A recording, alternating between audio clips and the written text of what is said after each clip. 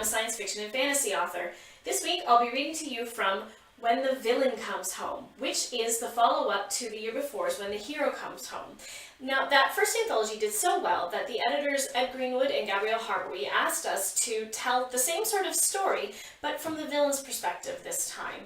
I love the idea of a villain. I mean, I love villains, because villains never think that they're the bad guys. They do always genuinely think that they're the hero in their own story. And I wanted to write a story about a villain who knew that he was the hero, but also was completely aware of the fact that everyone else around him thought he was the bad guy. And in doing that, I came up with Oliver Munson, aka Ollie, my mad scientist. Now, I'm going to read the whole story because I really do love it, and it is my favorite story I've ever written, ever. I know people aren't supposed to have favorite children, but there we go. The story is told from Oliver's point of view, and I do want to let you know that he does have a bit of a dirty mind. So there is cursing, there is gore, and there will be scenes of sex. So please consider this story rated M for mature. Ready? Here we go. The Maddening Science. Bullets firing into a crowd. Children screaming. Women crying. Men crying too, not that any of them would admit it. The scent of gunpowder, rotting garbage, stale motor oil, vomit, and misery. Police sirens in the distance, coming closer, making me cringe against old memories, making me skulk into the shadows, hunched down in my hoodie, a beaten puppy. This guy isn't a supervillain. He isn't even a villain, really, just an idiot. A child with a gun and a grudge, or maybe a god complex, or a revenge scheme. Who the hell cares? In the end, it amounts to the same. The last place I want to be is in the center of the police's attention again, so I sink back into the fabric, shying away from the broad helicopter searchlights that sweep in through the narrow windows of the parking garage. If this had been before, I might have leapt into action with one of my trusty gizmos, or, failing that, at least with a witty verbal assault that would have left the moron boy too brain befuddled to resist when I punched him in the esophagus. But this isn't before. I keep my eyes trained on the sky instead of the gun. If the brilliant bitch arrives, I want to see. No one else is looking up. It has been a long, long time since one of us has donned sparkling spandex and crusaded out into the night to roust the criminal element from their lairs, or to enact a plot against the establishment, to bite a glove-covered thumb at the man. A long time since one of us has done much more than pretend to not be one of us. The age of the superhero petered out surprisingly quickly. The villains learnt our lessons. The heroes became obsolete. A whizzing pop beside my left ear. I duck behind the wheel of a sleek penis replacement on wheels. The owner will be very upset when he sees the bullet gouges littering the bright red altar to his own virility. I've never been shot before. I've been electrocuted, eye lasered, punched by someone with the proportional strength of a spotted gecko, and, memorably, tossed into the air by a breath tornado created by a hero whose Italian lunch my schemes had clearly just interrupted. Being shot seems fearfully mundane after all of that. Only the extraordinary die in extraordinary ways, and I am extraordinary no longer. A normal, boring death scares me more than any other kind, especially if it's due to a random, pointless, unpredictable accident of time and place intersecting with a stupid poser with the combination to Daddy's gun drawer and the key to Mommy's liquor cabinet. I had been on the way to the bargain grocery store for milk. It doesn't look like I'm going to get any now. I look skyward. Still no crimson cunt. Someone screams, someone else cries, and I sit back against the wheel and refrain from whistling to pass the time. If I was on the other side of the parking garage, I could access the secret tunnel I built into the lower levels back when the concrete was poured 30 years ago, but the boy and his bullets are between us. I've nothing to do but wait.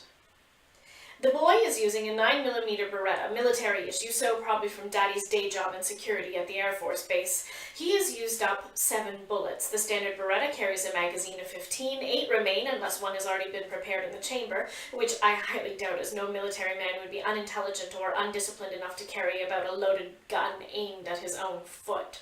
The boy is firing them at an average rate of 1 every 93 seconds, punctuated by intelligible screaming that strikes the heart into no man. And so, by my estimation, I will be pinned down by his unfriendly fire for another 744 seconds, or 12.4 minutes. However, the constabulary generally arrive on the scene between 6 and 23 minutes after an emergency call. As this garage is 5.5 blocks from the 2nd precinct, I estimate the stupid boy has another 8.7 minutes to live before a SWAT team puts cold lead between his ribs. Better him than me. Except probability states that he will kill another 3 bystanders before that time. I scrunched down further, determined not to be a statistic today. This brings me directly into eyeline with a corpse. There is blood all around her left shoulder.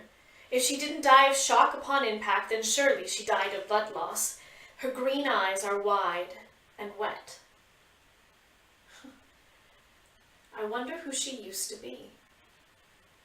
I wonder if she is leaving behind anyone who will weep and rail and attend a police inquest and accuse the system of being too slow, too corrupt, too overburdened. I wonder if they will blame the boy's parents or his teachers. Will they only blame themselves or her? And then, miraculously, she blinks. Well, that is certainly a surprise. Perhaps the trauma is not as extensive as I estimated. To be fair, I cannot see most of her. She has fallen awkwardly, the momentum of her tumble half concealing her under the chassis of a ludicrously large Hummer beside my penis car. I am so fascinated by the staggering of her torso as she tries to suck in a breath, the staccato rhythm of her blinks, the bloody slick of teeth behind her lips, that it's all over before I'm aware of it.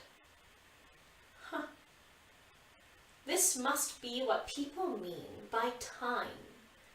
Flying. I'm not certain I've ever felt the strange loss of seconds before. I am so very used to being able to track everything. It's disconcerting. I don't like it. And yet the boy is downed, the police are here, paramedics crawling over the dead and dying like swarming ants. I wait for them to find my prize, to pull her free of the SUV's shadow and whisk her away to die under ghastly fluorescent lights, too pumped full of morphine to know she is slipping away. I wait in the shadow of the wheel and hope that they miss me. They do. Only, in missing me, they miss her as well. She is blinking, gritty and desperate, and now the police are leaving, and the paramedics are shunting their human meat into the sterile white cubes, and they have not found my fascinating, panting young lady. Oh dear. This is a dilemma. I am reformed. I am no longer a villain, but I am also no hero, and I like my freedom far too much to risk it by bringing her to the attention of the officials. What to do? Save her and risk my freedom, or let her die and walk free but burdened with the knowledge of yet another life that I might have been able to save, and didn't.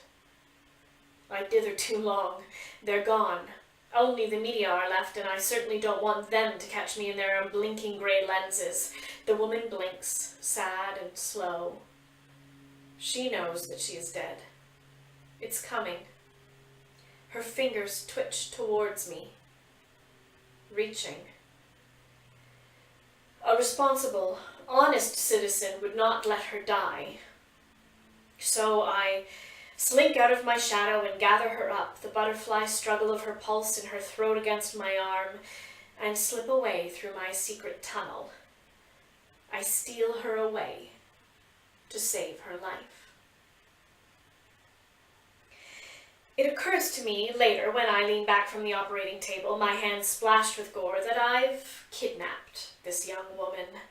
She has seen my face, Others will see the neat way I've made my nanobot stitch the flesh and bone of her shoulder back together. They will recognize the traces of the serum that I've infused her with in order to speed up her healing, because I once replaced the totality of my blood with the same in order to keep myself disease-free, young-looking, and essentially indestructible. The forensics agent will know this handiwork for mine. And then they will know that at least one of my medical laboratories escaped their detection and their torches. They will fear that. No matter that I gave my word to that frowning judge that I have been reformed, no matter that the prison therapist holds papers signed to that effect, no matter that I've personally endeavored to become and remain honest, forthright, and supportive, one look at my lair will remind them of what I used to be, what they fear I might still be, and that will be enough. That will be the end. I will go back to the human zoo. I cannot have that. I've worked too hard to be forgotten, to allow them to remember. I take off the bloody gloves and apron and put them in my incinerator, where they join my clothing from earlier tonight. I take a shower and dress, jeans, a t-shirt, another nondescript wash-grade hoodie, the uniform of the youth I appear to number among. Then I sit in a dusty plush chair beside the cot in the recovery room, and I wait for her to wake. The only choice that seems left to me is the very one I had been trying to avoid from the start of this whole mess. The choice to go bad. Again. I've saved her life, but in doing so, I've condemned us both. Fool. Better to have let her die in that garage, only her eyes have been so green and so sad. I hate myself. I hate that the power pussy might have been right, that the only place for me is jail, that the world would be better off without me, that it's a shame I survived her last powerful assault. When she wakes, the first thing the young woman says is, "Well, you're Professor..." "Don't say that name." I don't let her finish. I don't like it. Her sentence stutters to a halt, unsaid words tumbling from between her teeth to crash into her lap. She looks down at them, wringing them into the light cotton sheets, and nods. "Ollie," I say. Her face wrinkles up. "Ollie?" "Oliver." The confusion clears, clouds parting, and she flashes a quirky little gap between her two front teeth at me. "Really? Seriously? Oliver?" I resist the urge to bare my own teeth at her. "Yes." "Okay, Ollie. I'm Rachel." She peers under the sheet. She cannot possibly see the tight, neat little rows of sutures through the scrubs, or perhaps she can, who knows what powers people are being born into nowadays, but she nods as if she approves and says, "Thank you. I couldn't let you die." "Well, the prof would have." "I'm Ollie." She nods. "Okay. Are you thirsty?" I point to a bottle of water on the bedside table. She makes a point of checking the cap before she drinks, but I cannot blame her. Of course, she also does not know that I have ways of poisoning water through plastic, but I won't tell her that. Besides, I haven't done so. "So," she says, "thank you." I snort. I can't help it. It's a horribly ungentlemanly sound, but my disbelief is too profound. "Don't laugh, I mean it," she says. "I'm laughing because you mean it, Rachel," I ask. "How old are you?" She blushes, a crimson flag flapping across a freckled nose, and I curse myself, this weakness, this fascination with the human animal that has never managed to ebb, even after all that time in solitary confinement. 23, she says. She is lying. Her eyes shift to the left slightly. She wets her lips. Her breathing increases fractionally. I see it plain as a road sign on a highway. I also saw her ID when I cleared out her backpack. She is 27. 23, I allow. I was put into prison when you were 8 years old. I did 15 years of a life sentence and was released early on parole for good behavior and a genuine desire to reform. The year prior to my sentencing, I languished in a city cell, and the 2 before that I spent mostly tucked away completing my very last weapon. Therefore, the last memory you can possibly have of the prof, as you so glibly call him, was from when you were 6. I sit forward. Rachel, my dear, can you really say that at 6 years old you understood what it meant to have an honest-to-goodness supervillain terrorizing your home? She shakes her head, the blush draining away and leaving those same freckles to stand out against her glowing pale skin like ink splattered on vellum. That is why I laughed. It amuses me that I've lived so long that someone like you is saying thank you to me. And I see another question there, yes? You don't look old enough, she says. I smile and flex a fist. I age very, very slowly. Well, I know that. I just meant, is that part of the, how you were born? No, I say. I did it to myself. Do you regret it? I flop back in my chair, blinking. No one has ever asked me that before. I've never asked myself. I don't know, I admit. Would you? She shrugs and then winces, pressing one palm against her shoulder. Maybe, she admits.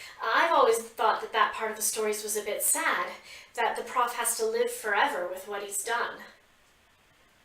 No. Not forever, I demur. Just a very long time. May I ask, what stories? Social science, recent history. I had to do a course on the superhero age at school. I was thinking of specializing in vigilantism. A law student, then? Yes. How urbane. Yes, it sort of is, isn't it? She smiles faintly. What is it about superheroes that attracts us mousy sorts? I could say something uncharitable about ass-hugging spandex and cock cups, but I don't think that would apply to you. Cape bunnies? She asks with a grin. No, definitely not my style. Cape bunny? No, actually, I have no desire to know. I stand. I feel weary in a way that has nothing to do with my age. If you are feeling up to it, Rachel, may I interest you in some lunch? Actually, I should go, she says. I feel fantastic. I mean, this is incredible. What you did, I thought I was a goner. You nearly were, I say. And thank you, again. But my mom must be freaking out. I should go to a hospital or something. At least call her. Oh, Rachel, I say softly. You've studied supervillains. You know what my answer has to be. She is quiet for a moment, and then those beautiful green eyes go wide. No, she says. I am sorry. I didn't mean to trade my freedom for yours. I thought I was doing good. For once. But, she stutters. I can't. She blinks and then curses. Stupid! I'm not talking about that. I mean, they can't really think that about you, can they? You saved my life. This isn't a bad thing. I laugh again. Are you defending me? Are you sure that's wise? Don't condescend to me, she snaps. That's not fair. You've done your time. You saved me. Isn't that enough for them? Oh, Rachel, you certainly do have a pleasant view of the world. Don't call me naive. The way she spits it makes me think that she says it quite often. I'm not, I say, only optimistic. I gesture through the door. The kitchen is in there. I will leave the door unlocked. I have a closet through there. Take whatever you'd like. I'm afraid your clothing was too bloody. Fine, she snarls. I nod once and make my way into the kitchen, closing the door behind me to leave her to rage and weep privately. I know from personal experience how embarrassing it is to realize that your freedom has been forcefully taken from you in public. I built this particular laboratory cum bolt hole in the 1950s, back when the world feared nuclear strikes. I was a different man then, though no less technologically apt, and so it has been outfitted with all manner of tunnels and closets, storage chambers, libraries, and bedrooms. The fridge keeps food fresh indefinitely, so the loaf of bread, basket of tomatoes, and head of lettuce I left here in 1964 are still fit makings for sandwiches. I also open a can of soup for us to share. She comes out of the recovery room 9,066 seconds, 15.11 minutes after, a whole 3 minutes longer than I had anticipated she would take. There is stubbornness in her that I had not estimated, but for which I should have been prepared. She did not die in that garage, and it takes great courage and tenacity to beat off the Grim Reaper. I'm sorry, Oliver, she says, and sits in the plastic chair. I suppose the look is called retro now, but this kitchen was once the height of taste. Why are you apologizing to me? I set a bowl in front of her. She doesn't even shoot me a suspicious look. I suppose she's decided to take the farce of believing me a good person to its conclusion. It sucks that you're so sure people are going to hate you. Aren't they? She pouts miserably and sips her soup. It's better than the rage I had been expecting, or an escape attempt. I wasn't looking forward to having to chase her down and wrangle her into a straitjacket, or drug her into acquiescence. I would hate to have to dim that keen gaze of hers. I sit down opposite her and point to her textbook, propped up on my toaster oven for me to read as I stirred the soup. It had been in the bloody backpack I stripped from her, and seemed sanitary enough to save. Her cell phone I destroyed. This is advanced, Rachel, I say. Are you enjoying it? She flicks her eyes to the book. You've read it. Nearly finished, I read fast. You didn't flip to the end? Should I? No, she blurts. No, go at your own pace. I do like it, she said. Especially the stuff about the supervillain reformation. I sigh and set down my spoon. Oh, Rachel. I'm serious, Oliver. Just let me make a phone call. I promise. No one will arrest you. I won't even tell them I met you. You won't have to. She slams her fists into the tabletop, the perfect picture of childish frustration. You can't keep me here forever.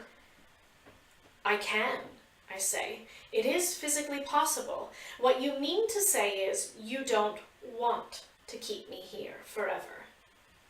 She goes still. Do you want to? I can. I know I can. I can be like one of those men who kidnaps a young lady and locks her in his basement for 20 years, forcing her to become dependent on him, forcing her to love him. But I don't want to. I've nothing but distaste for men who can't earn love and feel the need to steal it. Cowards. No, I say. Then why are you hesitating? Let me go. No, not until you're fully healed, at least, I bargain. I'm not used to bargaining. Giving demands, yes, but begging, never. When no trace of what I've done remains, is that acceptable? But in return, you must not try to escape. You could hurt yourself worse, and frankly, I don't want to employ the kind of force that would be required to keep you. That is my deal. You promise? I sneer.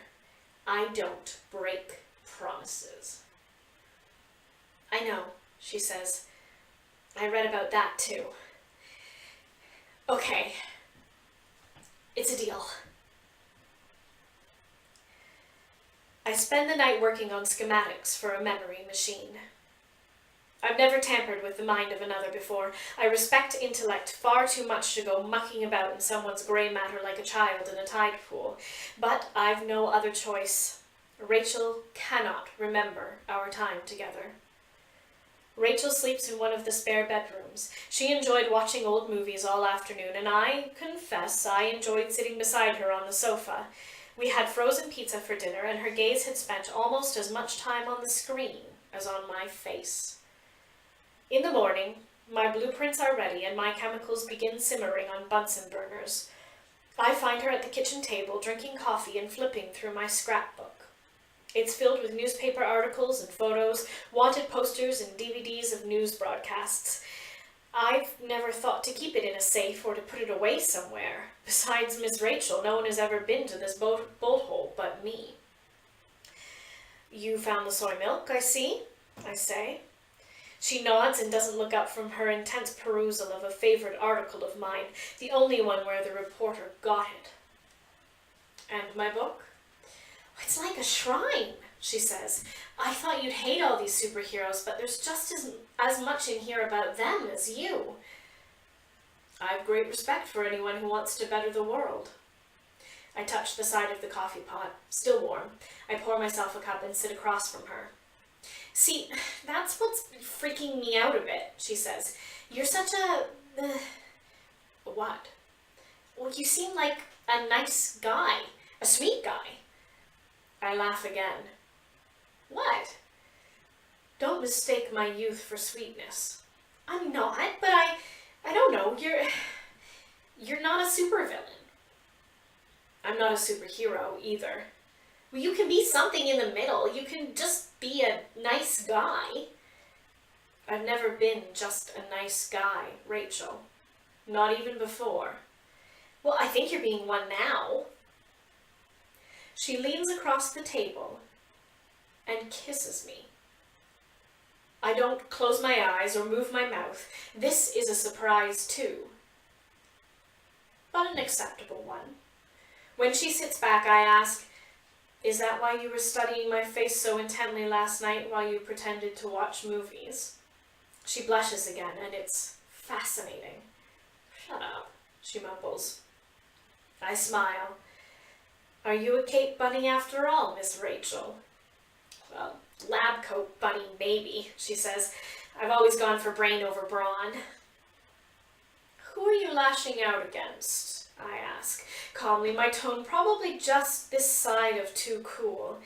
That you think kissing the man who has kidnapped you is a good idea. Rachel drops back down into her seat.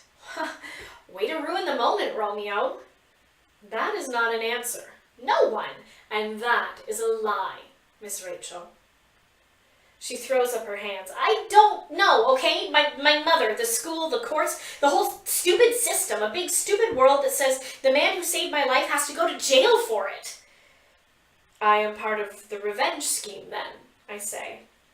If you come out of your captivity loving your captor, then they cannot possibly think I am evil. You have it all planned out, my personal redemption, or perhaps this is a way to earn a seat in that big-ticket law school. She stares at me, slack-jawed, a storm brewing behind those beautiful green eyes. You're a bit of a dick, you know that? That is what the crimson cunt used. Don't call her that! Why not? The super slut won't hear me say it. Not under all this concrete. Shut up! Why, I sneer, protecting a heroine you've never met. She deserves better, even from you.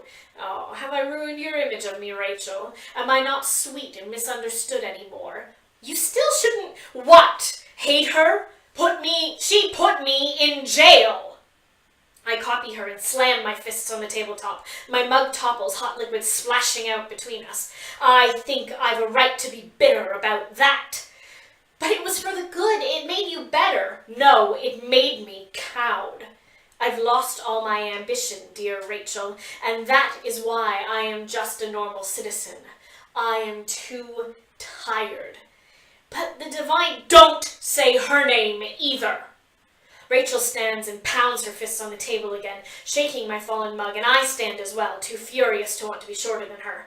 Asshole, she snarls, and she was a ball breaker on a power trip. She was no better for the city than I. The only difference was that she didn't have the gumption, the ambition, the foresight to do what had to be done. I was the only one who saw me. She towed the line. She kept the status quo. I was trying to change the world. She was just a stupid blonde bimbo with huge tits and a small brain. Don't talk about my mother that way! Oh. I drop back down into my seat, knees giving away without my say-so. Well, this is a turn, I admit. Everyone knows, she spits. It's hard to miss, same eyes, same cheekbones. I've never seen your mother's eyes and cheekbones. What, were you living under a rock when she was unmasked? I smile, and it's thin and bitter. I was in solitary confinement for 5 years. By the time I got out, it must have been old news, and I had no stomach to look up my old nemesis. Rachel looks away, and her eyes are bright with tears that don't skitter down her cheeks. I wonder if they are for her mother, or for herself, or because I've said such terrible things and her opinion of me has diminished. They are certainly not because she pities me. Nobody pities me. I got, as I am quite often reminded, exactly what I deserved. What does your mother do now? I ask, after the silence has become unbearable. There is nothing to count or calculate in this silence, besides the precise, quiet click of the second hand ticking ever onward, while I am left behind. Socialite, Rachel says. Cars, money, married a real estate developer. Is he your father? She swings her gaze back up to me, sharp. Why would you ask that? Why does the notion that he might not be offend you? Her lips pucker, and with that scowl I can see it. The pissy frown, the stubborn thrust of her chin. There's the fantastic floozy, hating me through her daughter. It doesn't, she lies. She twists her hand in front of her again. Fine, it does. I don't know, okay? I don't think she knows. She wants it to be him. So do you, I press, because that would make you normal. She looks up brusquely. Please, Rachel, I say. I am quite clever. Don't insult us both by forgetting. The way you do your hair, your clothes, the law school ambitions, it all screams, I don't want to be like my mother. Which, if your mother is a superheroine, probably means that you are also desperate to not be one of us. I'm not, she whispers. I dare say that if you have no desire to, then you won't be, I agree. I lean forward to impart my great secret. She's the first I've told, and I don't know why I'm sharing it, only perhaps that it will make her less miserable. Here is something they never tell anyone. If you don't use your powers, if you don't flex that extra little muscle in your gray, squishy brain, it will not develop. It will atrophy and die. Why do you think there are so few of us now? No one wants to be a hero anymore. Really, she whispers, odd, hatred draining from her face. Really, I say, especially after the sort of example your mother set. Rachel rocks back again, a furious little line between her eyebrows returning, and yes, I recognize that now too. Have seen that above a red domino mask before. Why do you say things like that? She asks, hands thrown skyward in exasperation. She winces. Don't rip your stitches, my dear, I admonish. Don't change the subject. You wouldn't talk about the chameleon kid that way, or Wild West, or any of them. You'd have respect. What about the Tesla? You respect him. I've seen the pictures on your wall, and why are you laughing? And I am laughing. I'm guffawing like the body brawling you I resemble.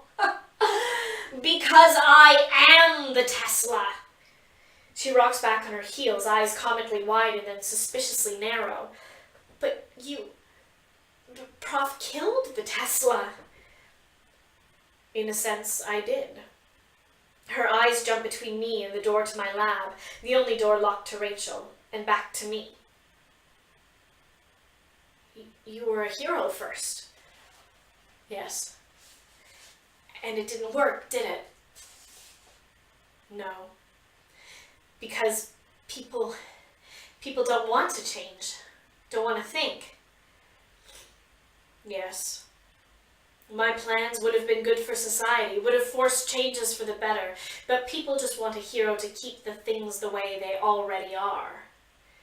She looks at her law textbook, which rests exactly where I had left it the night before, propped on the toaster oven. So you made it look like the Tesla was dead. Heroes can save the world, but villains can change it, Rachel. She looks up. I think I want to hate you, Ollie, but I can't figure out if I should. It's okay if you hate me, I say. I won't mind. Yes, I think you would, she says. She flattens her right palm over her left shoulder. We sit like that for a long moment. I forget to count the seconds. Time flies when I am around Rachel, and I find that I am beginning to enjoy it. Rachel sulks in her room for the afternoon, which bothers me not at all, as I've experiments to attend. When I come back out, she is sullenly reading her textbook on the sofa, and she has found the beer. One open bottle is beside her elbow, and 3 empty ones are on the floor. It's not wise to drink when you're on antibiotics, I say, wiping my hands on my lab coat.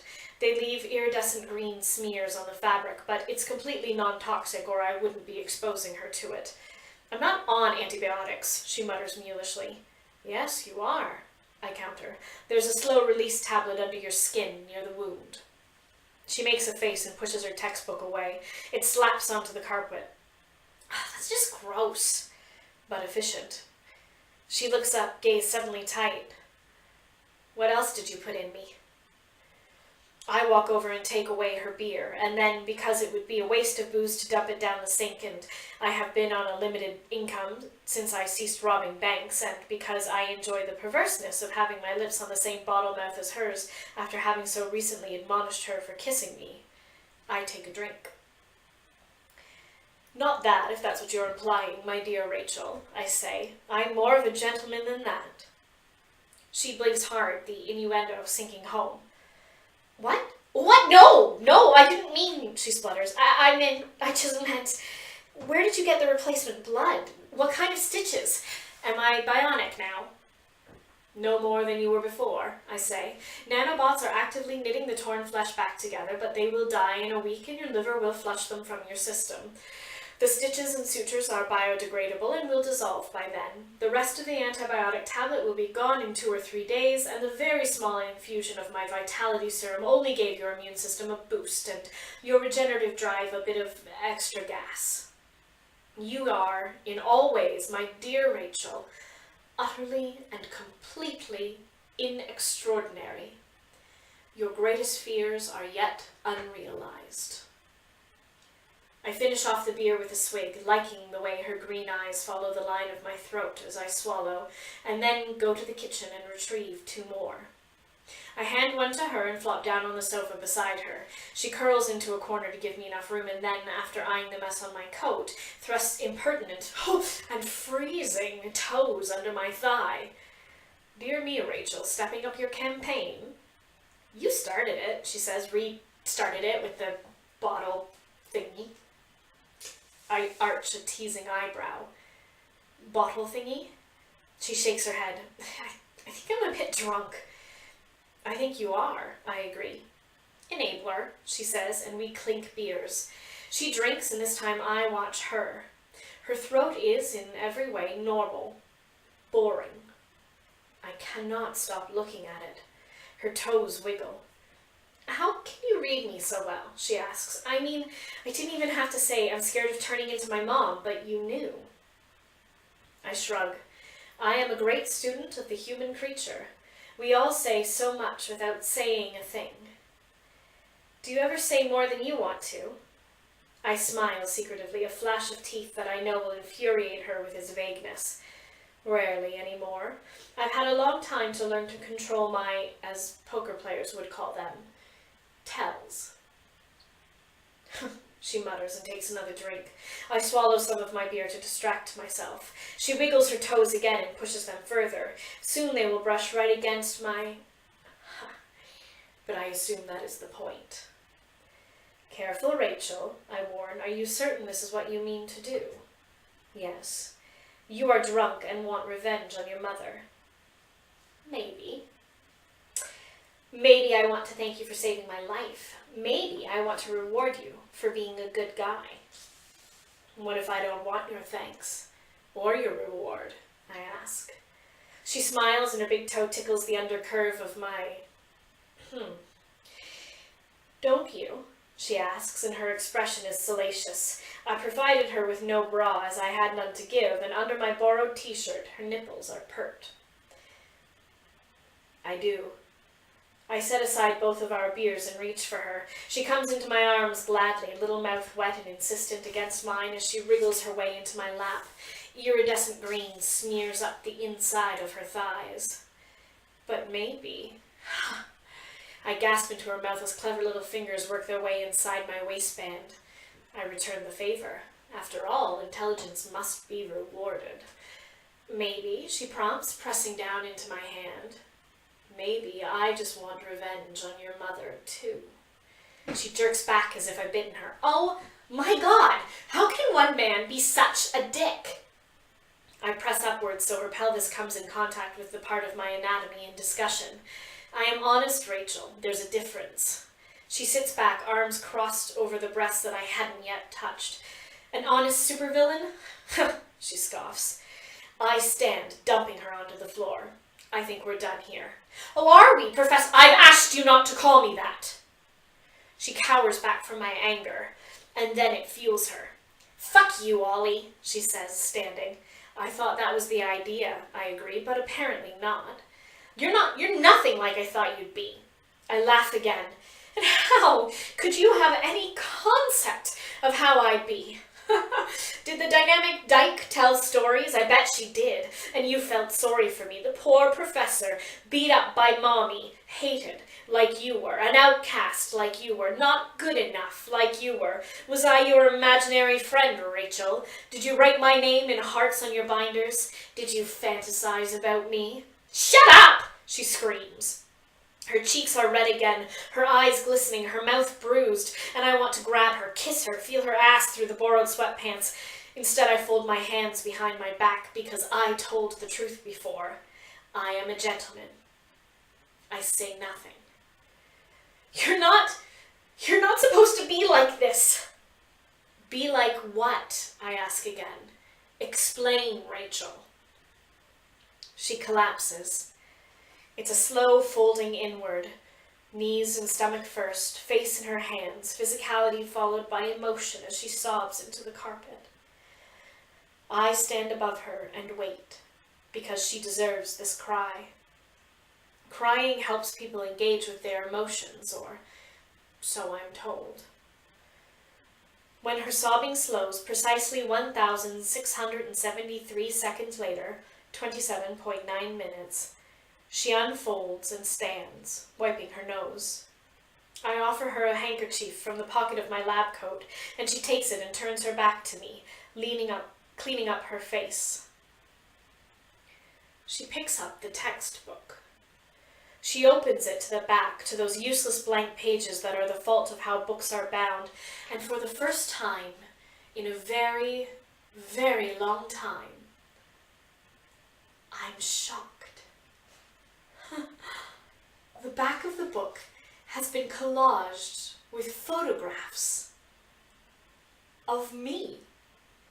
Computer printouts of me when I was the prof. Newspaper clippings of my trial. Me walking down the street hunched into the shadow of my sweater's hood. Me buying soy milk. Me through the window of the shitty apartment on which Oliver Munson can barely afford to pay rent. Me 3 days ago, cutting through the same parking garage. Genuine joy floods my blood. A small shot of adrenaline seethes up into my brain, and I can't help but smile because, oh, I missed this. I really did. Oh, Rachel, are you my stalker? How novel. I've never had a stalker before. She snaps the cover shut. I'm not a stalker. Just an admirer, I ask, struggling to keep the condensation out of my voice. Or do you want me to teach you how to be a villain? Really get back at mommy? Her expression sours. Ah, but you already know that you can't be. You knew before I told you that you were boring. So this is the next best thing. I reach out, grasp her elbows lightly, rub my calloused thumbs across the tender flesh on the inside of them. She shivers. Tell me, how were you going to do it, Rachel? Were you going to accidentally bump into me in that parking garage? Were you going to spill a beer on me in a bar, buy me a coffee at my favorite cafe? Surely getting shot was not in the plan. It's not like that, she says, but her eyes are closed, her lashes fluttering, her chest bobs as she tries to catch her breath. Then what is it like? I don't know, I just saw you one day, okay? I recognized you from Mom's pictures on the wall, and I thought, I thought I should tell her, but I thought I would follow you first, figure out where you live or something. Except that I wasn't being dastardly and villainous. You sat in a bookstore and read a whole magazine, and then you paid for it. I smirk. How shocking. For me it was. She tips forward, breasts squishing hot and soft against my chest. The kinds of stories I heard about you as a kid. And you were fascinated. And I was fascinated. And so you followed me. I followed you. And then what, my dear Rachel? She wraps her arms around my neck and pulls me down for a kiss that I don't resist. You seem so lonely, she says, breath puffing into my mouth. Are you lonely, Ollie? Oh, yes. I pick her up and carry her off to her bedroom. The mattress is new. She is the first person to ever have slept in it, but it still squeaks. After, she drops off, satisfied, mumbling amusing endearments about how wonderful it is to make love to someone who is so studious, makes such a thorough examination of his subjects. Tonight, I decide to sleep. I don't do it very often, but I don't want to be awake anymore. I don't want to think. I close my eyes and force my dreams to stay away. In the morning, I'm troubled.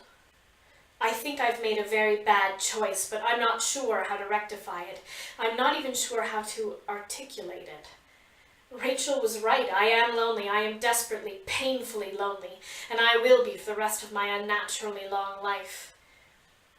But Rachel is lonely too, desperate in her own way, desperate for the approval of a mother I can only assume was distant and busy in Rachel's youth, and then too famous and busy in her adolescence. Rachel wants to be nothing like her mother, wants to hurt her, punish her, and yet wants to impress her so very badly that she is willing to take the ultimate step to profess love for a man her mother once hated, to fix him, to make him better, to make him, me, good. Only Rachel doesn't understand. I don't want to be better, or good, or saved. I just want to live my boring, inextraordinary life in peace and quiet, and then die. I don't want to be her experiment, and yet her fierce little kisses, her wide green eyes. I look down at the schematics under my elbow and sigh. The scent of burning bacon wafts in through the vents from the kitchen, and the utter domesticity of it plucks at the back of my eyes, heating them. I'm still a fool, and I'm no less in over my head than I was 2 days ago. I abandon the lab and rescue my good iron skillet from the madwoman who's pushed her way into my life. When she turns her face up for a kiss, I give it to her, and everything else she asks for, too. And I can have this because I am not a supervillain anymore, but I am not a superhero either. If I was, I could turn her away, like I should. After lunch, I hand her my cell phone. It has been boosted so that the signal can pass through the concrete bunker walls, but cannot be tracked back to its location. What's that for? She asks. Call your mother, I say. Tell her you're okay. You're just staying with a friend. The shooting freaked you out. She frowns. What if I don't want to? You were arguing that I should let you call. Yeah, before. Rachel, I admonish, do you really want her frantically looking for you? She pales. I imagine what it must have been like for her when she ran away from home for the first time. No, I guess not, she mumbles and dials a number. Yeah. Hi, Mom. No, I'm cool. Yeah, I decided to stay with a friend instead of coming home from campus this weekend. No, it's fine, I'm fine. There's no need for the guilt trip. I said I'm fine. God! Okay, right, sorry. Okay. I'll see you next... She looks at me. Next Saturday? I nod. Next Saturday, right. Fine. I love you too. She hangs up and places the phone between us. There, happy? Yes. I am curious, Rachel. How do you intend on springing me on your mother? And how will you keep her from punching my face clean off? She picks at her cuticles. I hadn't really thought that far ahead. I gathered. I stand from the table and go to do the dishes. I can't abide a mess. She comes up behind me and wraps her arms around my waist and presses her cheek against my back and asks, "What do you want to do this afternoon?" "Whatever you want," I say. "I'm all yours." I turn in her arms to find her grinning. She believes me, wholeheartedly, and she should. I never lie, and it's the truth. For now. When the week is over, I sit her down on my operating table and carefully poke around the bullet wound. In the x-ray, the bones appear healed without a scar. Her skin is dewy and unmarked. The stitches have dissolved, and a scan with a handheld remote shows that the nanobots are all dead, and 93% have been flushed from her system. I anticipate the other 7% will be gone after her next trip to the toilet. I scan a bit lower down, but there is nothing there to be concerned about either. We have not been using prophylactics, but I've been sterile since I used the serum. It was a personal choice. I have no desire to outlive my grandchildren. Rachel hops from the table, her bare feet on the white tile, and grins. "It's Saturday," she says. "Yes, it is. Time to go." "Yes." She takes my hand. "And you're coming with me, Ollie. Then they'll all see. You're different now. You're a good man." I smile and close my fingers around her, and for the first time in many decades, I lie. "Yes, I am. Thank you," I say. I use our twined fingers to pull her into the kitchen. "Celebratory drink before you go?" She grins. "Gonna open that bottle of champagne I saw in the back of the fridge?" I laugh. "Oh, clever Rachel. I can't hide anything from you." "Only I can." I am. When I pop the cork, she shrieks in delight. Every ticking second of her happiness stabs at me like a branding iron and dagger all at one. I thought I would need a whole machine, a gun, a delivery device, but in the end my research and experiments offered up a far more simplistic solution. Rohypnol. Except that it is created by me, of course, so it's programmable, intelligent in the way the cheap, pathetic drug available to desperate, stupid children in nightclubs is not. My drug knows which memories to take away. Clever, beautiful, dear Rachel trusts me. I pour our drinks and hand her the glass that is meant for her. I smile and chat with her as she sips, pretending to be oblivious as her eyelids slip downwards, giving her no clue that there is anything amiss. I catch both her and the glass before they hit the floor. Tonight, she will wake in her own bed. She will honestly remember spending the week with a friend that she then had a fight with and no longer speaks to. She will wonder what happened to her backpack, her cell phone, her law textbook. She will not remember the prof or the Tesla. Her mother will be annoyed that she will have to tell her the stories over again, stories that Rachel should have internalized during her childhood. And I will shut down this hidey hole and go back to my apartment and cash my welfare check and watch television. And it will be good. It will be as it should be. The stupid boy with the gun might have been the bad guy in our little melodrama. But I am the villain. I am the coward. Thank you for listening. If you want to pick up a copy of When the Villain Comes Home or anything else I've written, please visit the URL that will be at the end of this video. See you next week. Bye-bye.